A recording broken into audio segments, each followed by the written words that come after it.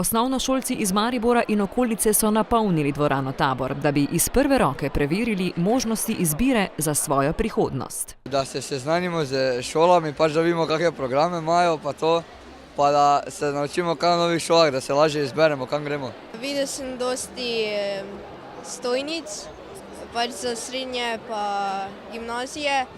Zanimalo me pa Serž, pa gostinstvo. Več stvari lahko spoznamo, kaj nas zanima, kako lahko te stvari naredimo in podobno. Mladim so na njihova vprašanja odgovarjali predstavniki 30 podjetij in organizacij ter 27 srednjih šol. Povemo jim, da delamo v gozdu, v 3. letniku začnemo.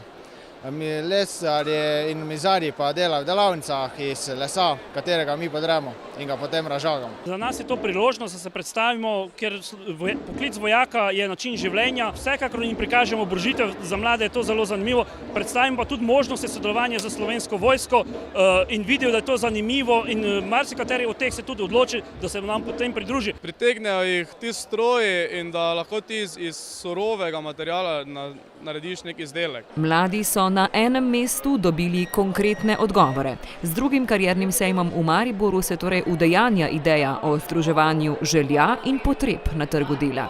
Zato, ker se zavedamo, da nove industrije, ki prihajajo v mesto, nimajo dovolj ustreznih kadrov. Imamo veliko nezaposlenost, tudi veliko ljudi, ki končujejo izobraževanje ali bodo šli v izobraževanje. In vse to je treba združiti. Karierni sejem je torej korak v smeri zagotavljanja gospodarskega razvoja z lokalnimi kadri. Te so v dvorani Tabor nagovarjali tudi predstavniki Magne, največje investicije za regijo v zadnjih 10 letih.